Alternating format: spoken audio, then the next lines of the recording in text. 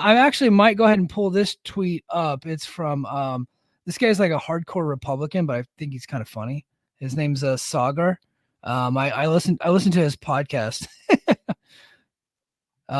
So this is a Sagar. Oh, what the hell? Not that one. This one. Okay, here we go. This is from Sagar. So cable TV is in such shit shape that CNN parent company WBD just wrote off $9.1 billion in value as linear TV operations continue to go belly up. And then he pulled the story here, and it says they posted nearly $10 billion in quarterly loss, mostly due to a write-down of the value of its cable networks. A stunning acknowledgement of how television industry has deteriorated since the blockbuster deal that created the conglomerate 2 years ago. The $9.1 billion non-cash impairment comes as the cable networks of Warner Brothers Discovery, including CNN, TNT, and TBS, have been hammered by cord-cutting, declining ratings, and a weak advertising market. Streaming platforms such as Netflix have taken audience and subscribers away from what was once the engine powering the media industry. So yeah, not a good job, not a good report from David Zaslav, and a lot of people are scared about the future of Warner Brothers Discovery. Warner Brothers isn't going to cease to exist. I mean, like they're hurting right now, but this is kind of like, this is business in America. Like if you look at stuff from Disney in the 80s, there was times they were on life support. Like that's why CEOs get paid so much, is because the idea is they're going to save these companies. Now in reality, most of them fail miserably, but they're well taken care of. David Zaslav's not good at this. I've been saying it for 3 years on this show.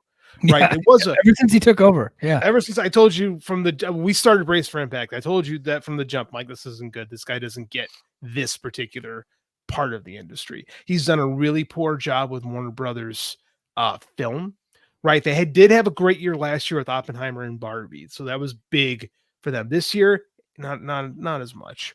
Right. Next year is big for them because they're going to be starting their DC franchise again. They're jump starting it with Superman, and it's going to be interesting to see how that translates. Now, that being said, this is the reality of cable TV. This is why idiots that begin on Dave, well, why isn't stuff growing year over year? Nothing is growing year over year. So I mean, like, this is just the reality of things. And like, you know, people don't shed tears for guys who used to make, you know, buggy whips. You know, stuff evolves, stuff changes. We don't have radio dramas. We have podcasts, right? Yeah. The nature of things change. People aren't going to stop watching sports. They're not going to stop watching TV. They're just how they're consuming it's going to change. And the streamers aren't exactly doing great either. That's because we're in a weird marketplace where we don't know, where nobody really knows what tomorrow brings, right? Like, I saw a report this week that said 1/3 of Netflix subscribers, 2/3 of Netflix subscribers never turn it on. I could see that. Like I could see that because I actually turned on Netflix last night for the first time in like 2 weeks. I have it. I just had not been using it. I don't have the shows that I was watching. I finished. So I didn't go back, and then I was just kind of flipping through the channels last night. Let me see what the hell's going on Netflix. So I started watching Unsolved Mysteries. Ooh, the original? No, they have a new version of it. They're on their 4th season.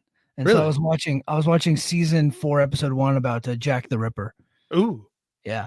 Who's the host? They don't have a Robert Stack on this one. There's no real host.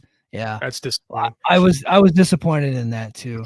I think the interesting thing about it is I think the point of the tweet and the point of the story was that cable is continuing to die at more of a rapid pace than it was before. We thought cable was just gonna be like the slow bleed. That bleed, we're starting to hemorrhage out a little bit with some of these cable networks, and so to where every cable network and every like entity, every product out there, and we're seeing it with the NBA, and we're seeing it with the NFL, now WWE. You need to have a cable component and you need to have a streaming component. And I think that's what the AEW's future is going to look like if they do remain on WBD, that they can't do anything without Max, because if they don't have Max and their future isn't really locked in, if their future is only on cable, I don't think that's a long-term thing. You're going to want to get that streaming package into your distribution deal. I'm reasonably certain that's one of the roadblocks that they've hit, is just what the streaming deal looks like. Yeah. And again, a lot of these promises people don't know. Like, Netflix is really going to uncharted territory with WWE Raw weekly. right? Like this is still new for what Netflix was. If you'd have told me in 2003 when I was getting DVDs in the mail that Netflix would be the host of Raw, I would just be like, how is this? How? Like, what is Yeah, so how does weird? that work? It's so weird how these companies have evolved. Like I was watching, by the way, Mike, have you seen Batman Cape Crusader yet? No, not yet, but I will. Oh, That is so. I'm taking next week off of work, so I have some shows that I'm looking forward to. the wife and I finished it tonight. It's excellent. Okay. It's absolutely excellent. But that show was developed for Max. Yeah. And then Zaslav did the Zaslav thing where he cut it, and then Prime went, we'll take that. And Yeah. people are watching it. But again, like this, we talked about last week on the show. There's like production companies used to make money by making a show and selling it to a network. We've kind of cut that process out, right? So these platforms are making shows and they're not selling them. They're selling them direct to subscribers, right? So you've lost a big middle component here, right? Why do you think the NBA and the NFL are making so much money? Because they're producing content and selling it. Mm-hmm. Right. That's where these streamers are losing stuff. So Zaslav actually did have a decent idea, but the problem is he has a hard time executing anything. Yeah. So, and I guess what the big question of the segment that we need to get into is, I mean, how much longer are they going to keep this guy around? I've been saying this for a year. I don't see how he survives the month, to be honest with you. I really don't. Like you look at what the stock is doing, the investors cannot be happy with his performance. He sucks. Yeah, he sucks. I'm with you. I don't think he survives the month. And in fact, if I woke up tomorrow and found out he'd been fired, I'd be like, yeah, that makes sense. Because we've been talking about it for a long time. This guy just does not know what he's doing. Dude, I hate using this phrase, but he basically kind of cucked himself with the NBA. Like, I hate that phrase. Yeah. It's so like so like right wingy, but I mean, like that's what happened. I happen to say that phrase. I didn't know that was a right wing thing. I was just but like what CM Punk was saying, he was stepping on his own dick. Like he just kind of like, they won't leave, and it's like, oh, sure enough, they did. I don't know why I don't know how he thought he had the upper hand in this stuff. We're talking about the NBA here. Like it's one of the most. I'm amazed he's still here after blowing that. To be honest with you, because this lawsuit that they're gonna have, who knows? Charles Barkley's like, I'm gonna be on TNT forever. It's like, are you sure? Like the NBA doesn't agree with you on this one, my man. Yeah. Like, well, he'll go to golf if they lose NBA. He just likes TNT. He'll probably just start doing golf. For real. Put him on Dynamite, I guess. It'd be fine. It'd be entertaining. Yeah, that would be fun. It would be fun, actually. I don't know, man. I don't see him lasting the month. I mean, he probably will, but I don't see how. You know, we'll see. I don't see how. All right, chat. I promised I would get to you guys. I want to pull this guy up. Suit Williams, a friend of the show, Voices of Wrestling contributor, also contributor to the Wrestling Observer online. Guys on Twitter, if you are mad at Suit because he doesn't like the thing that you like, eat shit. Quit going after him just because he doesn't rate the matches the way that you rate it. Y'all can suck my whole butt if you got a problem with Suit. So I like Suit Williams. Suit's good, dude. Yeah. And he is a full-blown WWE hater. I appreciate that. Yeah, he admitted. So the guy admitted it. So why are you giving him a hard time about it? He's admitting that he hates the show. But anyway, I really like Suit. I like it. He's a good follow on Twitter. Some of his football takes are a little wacky. We might get into it this year. I don't know. We'll see. But he said, I wonder how the perception shifts again with WWE's rabid fan bases online. I think their rabid fan base turns people off from going to check out the show, to be honest with you. I wonder how real the online WWE guys are. I do think a lot of them are bot accounts. I kind of agree with Tony on that. I don't disagree with that. I do think that definitely exists. But there is a large upswing of people that want WWE to be really good, and we'll say it's good no matter what. We saw it in 2019 when it was awful.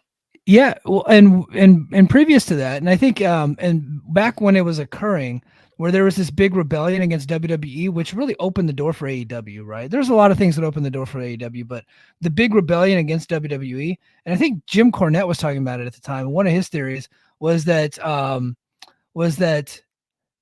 WWE, the leadership there had made themselves heels, And so like, and for 20 years they were the heels on television, and so the fans were not really wanting to support them. And I think there was something to that. Now Triple H and Shawn Michaels have put themselves in a babyface position, and where they're the raw guys, and now all the fans are like getting behind them and supporting them as if they're like political activists or something like that. All right, Jan says, why does Tony keep signing people who don't move the needle? He signed Monet and Okada. They haven't moved ratings. Meanwhile, WWE has plucked Punks and Rhodes. Well, WWE hasn't, hit a home run with everybody. I think Rhodes was obviously a home run signing. Punk hasn't really moved the needle for them, I wouldn't say. I hate the phrase "move the needle." It is the lowest hanging fruit phrase. I hear it work sometimes. Like, what moves the needle? What moves the needle? Like, nothing fucking moves the needle. Like, this is the reality. Perception is more important than anything. Yeah. WWE is a company. Like you said, Punk doesn't he doesn't move anything anywhere else. Like, they were hot no matter what. They were hot before Punk came back. Yeah. Like Cody Rhodes, on the other hand, wasn't like he did good I stuff think with AEW, but he wasn't the player that he was in WWE. Yeah, I think Cody Rhodes really shifted the audience. I agree with that. I think he came over, and I really think he helped change the perception of the WWE. And then they ended up getting completely behind him. And he's been a really great babyface. Well, okay, Jan, because Jan's really smart. So I want to know what Jan thinks that Kazuchika Okada, a guy who spent the majority of his career in Japan, how is he supposed to move the needle with an American audience? How are a million people supposed to who don't know who Kazuchika Okada is? How are they supposed to come to him? I think you're validating her question. Why did Tony Khan sign the guy? Because he's good. Because you don't sign people to move. That's the answer. This is the flaw in the question. Well, they don't move the needle. Well, dipshit, nobody moves the fucking needle. When Cody Rhodes was just signed because it was a good pickup to have, and it was a nice one to stick it. They didn't think he was going to become what he became. I'll maintain it. They didn't think he was going to become this. Again, nobody but Cody Rhodes, I think, thought he was going to become this. Kudos to him for taking advantage of this. Like Mercedes Moné, let's be honest, the majority of her fans are WWE diehards. And she has done good work there. You don't sign people to quote unquote move the needle because the needle don't move. You dumbass. We just talked about how cable TV is dying. WWE's doing great ratings right now with Raw. What is it compared to what it was 4 or 5 years ago? Not a lot. Yeah. There's only like a handful of people that actually are significant draws. Like if you put them on the show, they're going to sell more tickets. They're going to sell more merch, more pay-per-views and stuff like that. There's very few. Everybody now is attracted to a brand. They're going for the overall experience right now, right? Yes. And so AEW's brand is cold. Mm-hmm. And I know that some people don't want to admit that, but because they're going to point to All In coming up in the UK. But if you look at All In this year versus All In last year, there's a significant drop off, right? So AEW as a whole is cold. They are. Mm-hmm. That's just it. And unless they sign John Cena, right? It's not going to turn around like that. It's going to take time. It's going to take time to turn things around. They got to continue to have sustained, superior performance. That's what they need. That's what gets things turned around. And then WWE might have to have more shows like SummerSlam that I didn't think were very, very good. Let's see. Let's be honest though. 2 years ago, the idea that WWE was starting to get really hot, right? That first Triple H show. Yeah. They had 44,000 people there. That's how many people are All In right now. That's how many tickets they have sold. So is there less? Yes. Should Tony kind of try to do this in 1 week, 2 years in a row? No, I don't think so. Because look at WWE. They weren't running the Silverdome 2 years in a row. No. They didn't try to do that shit in 1988 when they were still a hot company. I think a big indicator for kind of where they're at now is if you take a look at the year by year decline at Arthur Ashe Stadium. Yeah, I think the Arthur Ashe Stadium, like being set up for like 4,000 is real, that's real significant, right? Versus what it was 20,000 a few years ago. Yeah, they shouldn't run it. They shouldn't be running Arthur Ashe right now. That's like NWA 1989 stuff. That's like when they ran the Clash of Champions at the Superdome and sold like 3,000 tickets or something like that. I think that Tony gets so stuck into his traditions that doesn't really follow I think that the residency's been good, right? and just Yes. work on trying to get. I think the shows have been better as of late. Like I think the last couple months worth of AEW has been better, but it's going to take more than a couple months of decent shows to turn that around. Like you really did a lot of damage to your brand in 2020. Was it 2021? Yeah, Brawl Out in 2021. We're going on almost 3 years. Yeah. 2022, excuse me, 2022. Well, We're and going then on 2 years of yeah, like and really a damaged property, well, right? and And then last WWE has partnered up with the Kremlin for a misinformation campaign that's been plugging away for a few years, helping to yeah, change the perception. but That that's also I'm being facetious, but I do think that there's a perception war going on online, and there. WWE Okay, is doing it. Twitter isn't real life too. Yeah, that's true. Right. I think because we live on Twitter and guys like us put way too much value into what Twitter conversation is. Like you could take a temperature on there, but I mean, like it isn't the end all be all. I think AEW's biggest problem isn't like your Gareth 495s on Twitter. Your biggest problem is that there's not enough people that know what's going on in that company, just regular old wrestling fans. Yeah. Right. And it's hard to beat the machine. Like, are they cold? Yeah, but they are still the second most successful wrestling promotion in the last 30 years. Right. Yeah, absolutely. They're just in a kind of a weird cold period. But they're also And the only we'll see how they come out of it. We'll see how they come out of it. And then however they come out of it, we'll study what happened.